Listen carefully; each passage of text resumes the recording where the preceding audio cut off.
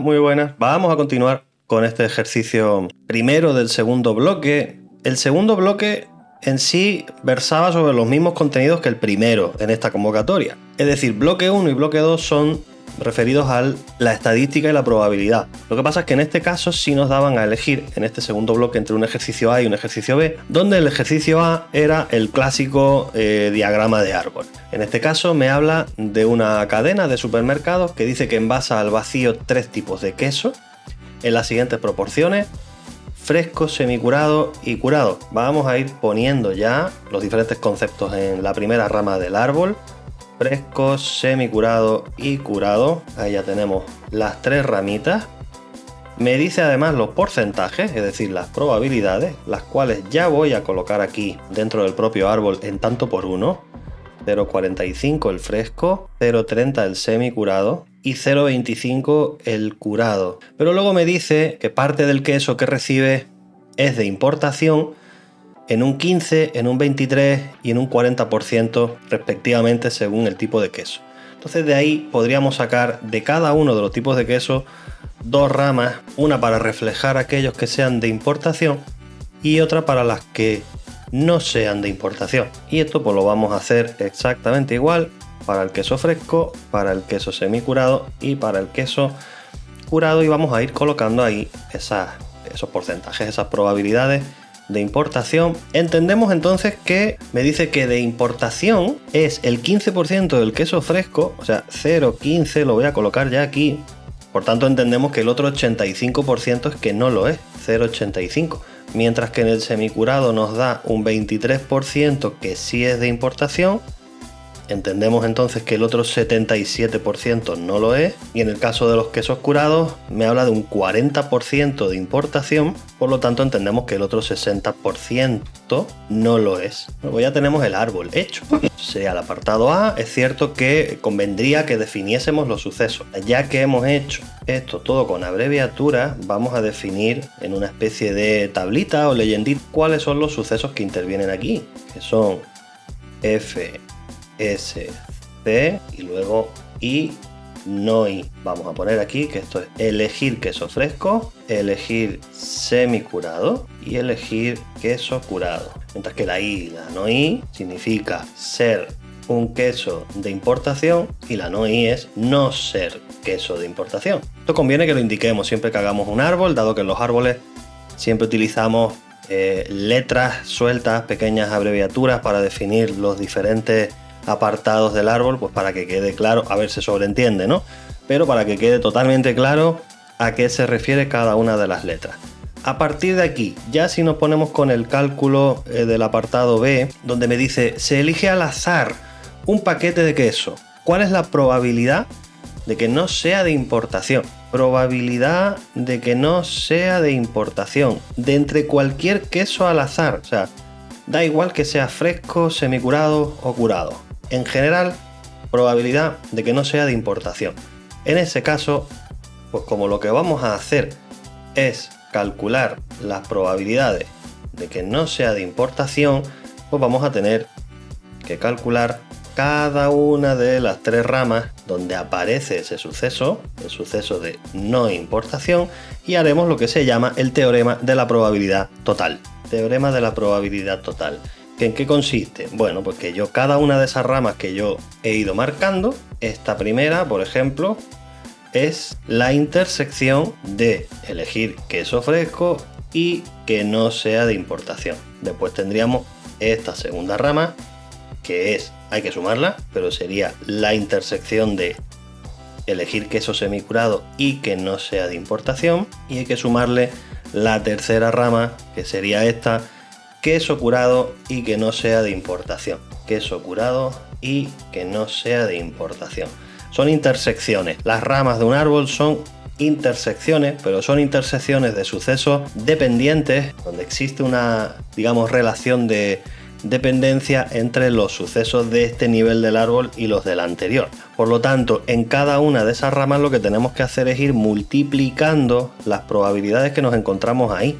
Concretamente, en la primera rama va a ser la probabilidad de ser queso fresco multiplicada por la probabilidad de que no sea queso de importación pero no cualquiera, porque ese suceso aparece aquí, aquí y aquí. Pero no, yo quiero probabilidad de que no sea de importación, sabiendo que previamente has elegido queso fresco. Probabilidad de no importación, sabiendo que has elegido queso fresco. La segunda rama, probabilidad de que sea queso semicurado, multiplicada por probabilidad de que no sea de importación, sabiendo que has elegido queso semicurado. Y la última, probabilidad de queso curado, multiplicada por probabilidad de que no sea de importación, sabiendo que has elegido previamente queso curado. De esta forma queda completamente definida la expresión con sus intersecciones. Ahora solo me falta hacer los cálculos. 0,45 por 0,85 más 0,30 por 0,77 más 0,25 por 0,60. Y bueno, pues metemos todo esto en la calculadora. Sería 0,45 por 0,85, 0,30 por 0,77, 0,25 por 0,60 y me da 0,7635. Perfecto, pues ya tendríamos resultado del apartado B. Hay un 76,35% de probabilidad de escoger un queso de importación si lo elegimos al azar de entre cualquiera de los tipos de queso. Y vamos a hacer huequecito aquí debajo porque vamos a hacer aquí el apartado C, que en este caso es una probabilidad condicionada, la cual vamos a hacer por el teorema de Bayes, que me dice, oye, si el queso elegido es de importación, ¿qué probabilidad tiene de ser un queso curado? Pero, como te han dicho al principio del enunciado, del apartado, sabemos que el queso elegido es de importación. Entonces, según la expresión del teorema de Bayes, nosotros tenemos una condición, en este caso ya no es un queso al azar, sino que sabemos que tiene que ser un queso de importación. Esa probabilidad, la del queso de importación, es la que pondremos debajo y encima pondremos la intersección, curado e importación. Cosa buena, pues que aquí en la parte de abajo, la probabilidad del queso de importación, en realidad no es necesario que la calculemos con el teorema de la probabilidad total porque es justo la contraria de la que calculamos en el apartado anterior. O sea, nos bastaría con hacer 1 menos 0,7635 y arriba pues tenemos una intersección. Y una intersección en un diagrama de árbol es una rama. Probabilidad de curado, que es 0,25, por la probabilidad de ser de importación sabiendo que has elegido un queso curado, que es el 0,40. Bueno, metemos todo esto ya en la calculadora. 0,25 por 0,40 partido 1 menos 0,7635 y me sale 0,4228. 42,28% de probabilidad de escoger de entre los quesos de importación un queso curado. Bueno, pues este sería el primer ejercicio, sencillito, diagrama de árbol, ejercicio 2A. Vamos al B, enunciado en este caso un poquito más largo, más pesado, y en este caso pues lo que vemos es que es un problema nuevamente de intervalo de confianza. Pero es cierto que por los datos que me está dando me va a pedir, fíjense, un intervalo de confianza para la proporción. Me pide un intervalo de confianza al 98% para la proporción. Vale, perfecto. Por tanto, lo que tenemos en teoría serían datos a priori de una distribución binomial. De hecho, la variable que vamos a estudiar, la X, es que dado que se trata de implantar un nuevo sistema de escaneo de un código QR en una mesa de una cafetería para realizar pedidos y ver si los clientes están de acuerdo o les gusta el sistema, pues entendemos que la variable X será pues la cantidad de clientes o número de clientes a favor del sistema del código QR. Tenemos una muestra aleatoria de 210 clientes, y me dice que de los cuales 140 consideraron que el sistema ayudaría a reducir el tiempo de espera, o sea que están a favor. Entonces podemos decir que la proporción en esta muestra, la P gorrito, P sombrerito, de gente que está a favor del código QR es casos favorables entre casos posibles, 140 de 210, que me da 2/3, una probabilidad de 2/3. Sí, 2/3 es 0,666 periódico, pero para no andar redondeando desde ya, yo lo dejaría como 2/3, porque así no me va a desviar demasiado los resultados después. Vamos a tratar de obtener también la Q sombrerito, que sería la probabilidad contraria. 1 menos P la vamos a necesitar para la fórmula del intervalo de confianza, y 1 menos P, o sea, 1 menos 2 tercios es 1 tercio. Y a partir de aquí pues ya podemos ponernos con los enunciados como tal. El apartado A me pide determinar intervalo de confianza al 98%, 0,98, para estimar la proporción de clientes que opinan que esta aplicación permitiría reducir los tiempos de espera. Perfecto. Lo primero, como ya saben, para poder hacer un intervalo de confianza convendría que empezásemos a partir del nivel de confianza a trabajar con él, obtener el nivel de significación, que es lo contrario de la confianza, o sea, el otro 2%. Haríamos también la mitad de ese nivel de significación, alfa medio, que sería 0,01, y haríamos a continuación también el contrario de alfa medio, que es el que nosotros terminaremos buscando en la tabla. El 0,99 que nosotros buscaremos ahora en la tabla por dentro. Si yo busco aquí el 0,99, si es que está de forma exacta, que no lo está, yo en este caso me quedaría con este de aquí, que si bien no es exacto, pero es el que más se aproxima, porque luego está el 0,9898, pero este está más lejos. Convendría que usáramos este que queda más cerca del 0,99, y ese corresponde a una Z de 2,33. Z de alfa medio es 2,33. Nos quedamos entonces con esa Z de alfa medios de 2,33, por tanto ya con todo esto tenemos datos de sobra para poder plantear nuestro intervalo de confianza. Sería proporción muestral menos Z de alfa medio por la raíz cuadrada de P por Q partido N, y luego a continuación exactamente lo mismo pero en positivo, es decir, sumando, que diga. Sustituimos todo, intervalo de confianza por tanto es 2 tercios menos 2,33 multiplicado por la raíz cuadrada de 2 tercios por 1 tercio dividido entre 210, y luego haremos igual pero sumando. Por tanto, para dar el resultado sacamos la calculadora y tenemos 2 tercios menos 2,33 por la raíz de 2 tercios por 1 tercio y dividido todo entre 210. Primer valor 0, vamos a redondear a 4 decimales aquí, sería 0,5909, 0,5909, y el siguiente sería igual pero sumando. En lugar de restando, cambiamos aquí en la calculadora la resta por la suma y obtendremos 0,7425, redondeando. 0,7425.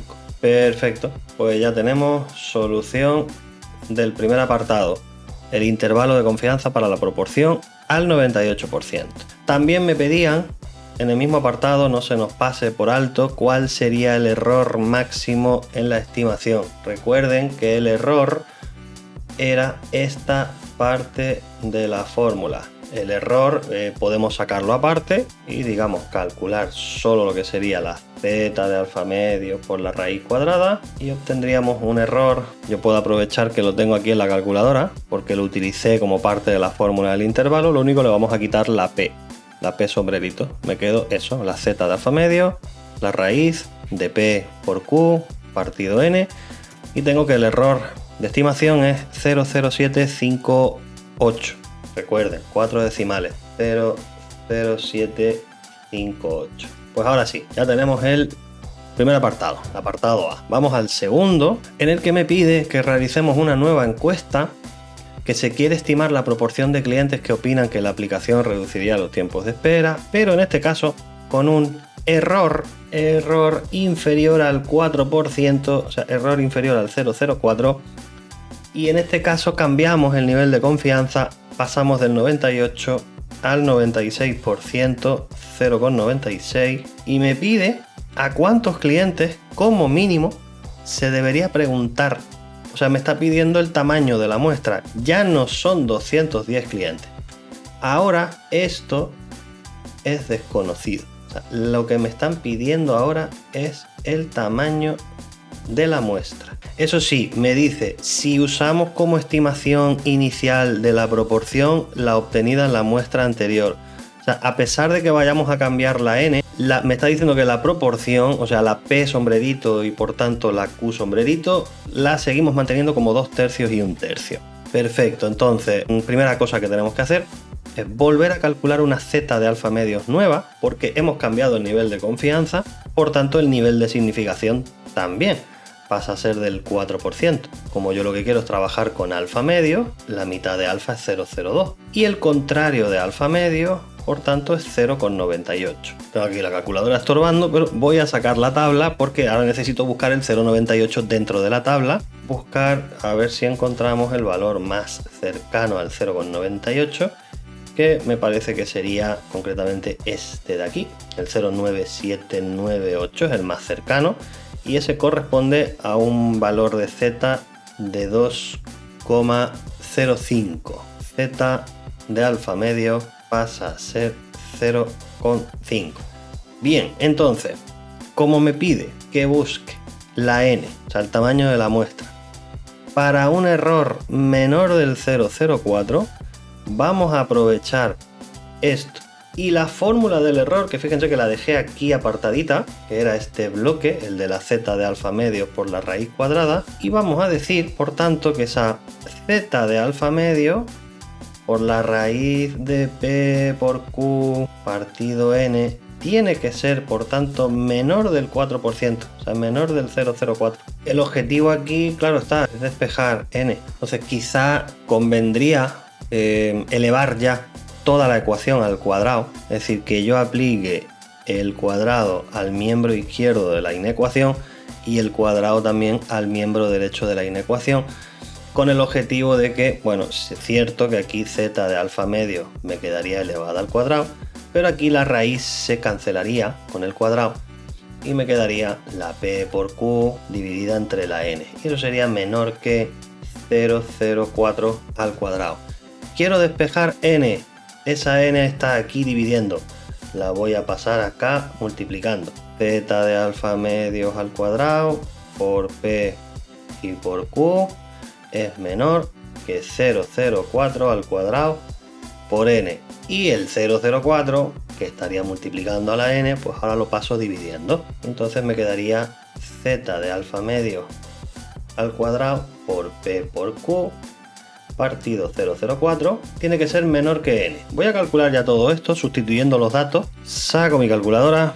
Tendríamos, aquí he puesto 0,5 en la z de alfa medio, no, era 2,05, que casi me columpio, y esa hay que ponerla ahora en la calculadora. 2,05 al cuadrado por la p, que dijimos que era 2/3, y la q, que era 1/3, y todo eso dividido entre 0,04, elevamos al cuadrado el 0,04 también, que no se nos olvide, que a mí se me ha olvidado ponerlo aquí, ahora lo coloco, en la calculadora sí lo pongo, me sale 583,68, o sea, n tiene que ser mayor que 583,68.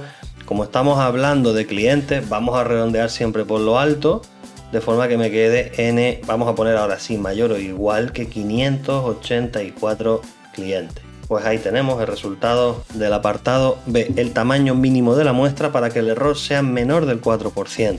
Nos vamos al apartado C, por tanto, dice: de la muestra inicial se seleccionan 9 clientes para una entrevista personal. O sea, ahora vamos a hacer una muestra de 9 clientes solamente y me pide cuál es la probabilidad de que entre esos 9 clientes haya al menos 2 que consideran que la aplicación no reducirá el tiempo de espera. Cuidado aquí, porque en los datos que nosotros teníamos aquí, que esto por supuesto podíamos definir que esa variable X estaba distribuida por medio de una distribución binomial, NP, en este caso vamos a usar, entiendo que vamos a usar la proporción de la muestra, la del 2/3. Cuidado, es que ahora me están diciendo probabilidad de que haya clientes que consideran que la aplicación no reducirá el tiempo de espera.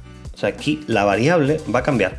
O sea, ya no son el número de clientes a favor, son el número de clientes en contra de la aplicación. ¿Eso en qué me afecta a mí ahora en los cálculos? Bueno, pues que ahora resulta que la P ya no va a ser la P, va a ser la Q y viceversa, porque estos eran los clientes que estaban a favor. Por tanto, yo ahora lo que quiero es poner los clientes que estaban en contra, la probabilidad de ser un cliente que está en contra en mi P.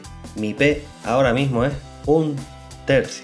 Teniendo esto, sabiendo la distribución binomial, en ese apartado C me están pidiendo probabilidad de que el número de clientes que estén en contra de la aplicación sea al menos 2, al menos es mayor o igual que 2. Claro, si lo intento hacer así, esto sería probabilidad de que haya 2 clientes en contra, más probabilidad de que haya 3 clientes en contra, más la de 4, más la de 5, más la de 6 y así sucesivamente hasta la de 9. Y esto, pues hacer esto de aquí es una locura. Recuerden que yo aquí tendré que usar la formulita de probabilidad de que X valga algo, que es combinatoria nk por p elevado a k por q elevado a n menos k. Claro, a ver, aplicar estas fórmulas 8 o 9 veces es un poco locurote. Entonces vamos a hacer el suceso contrario. Vamos a hacer preferiblemente 1 menos la probabilidad contraria, que es la de x menor que 2. Recuerden que si aquí hacemos suceso contrario de algo y ese algo incluye, el contrario no va a incluir, ¿de acuerdo? Por tanto, esto va a ser 1 menos la probabilidad de que no haya nadie en contra más la probabilidad de que haya uno solo en contra. Es decir, 1 menos, vamos a hacer la de 0, que sería 9/0 por 1/3 elevado a 0 por 2/3 elevado a 9. Y luego hacemos la otra, que sería combinatoria 9/1 por 1/3 elevado a 1 por 2/3 elevado a 9 menos 1, que es 8. ¿Vale? Pues calculadora. La calculadora en mano, pues sería aquí 1 menos combinatoria 9/0. 1/3 elevado a 0 es 1, así que puedo dejar directamente el 2/3 elevado a 9. Y luego sumar aquí 9 combinatoria 1 por 1/3 por 2/3 elevado a 8. Cierro el paréntesis, compruebo que está todo ok. En la calculadora lo he podido meter todo del tirón. También dependerá, por supuesto, del modelo de calculadora que estén utilizando. Si no, tenéis que hacer los cálculos parcialmente e ir después sumando y restando, ¿de acuerdo? Aquí me sale 0,8569, aproximadamente 0,8569. Esa es la probabilidad que me estaban solicitando en el enunciado. Pues listo, bloque 2 de estadística y probabilidad del examen terminado. Mucho ánimo, nos vemos en próximos vídeos.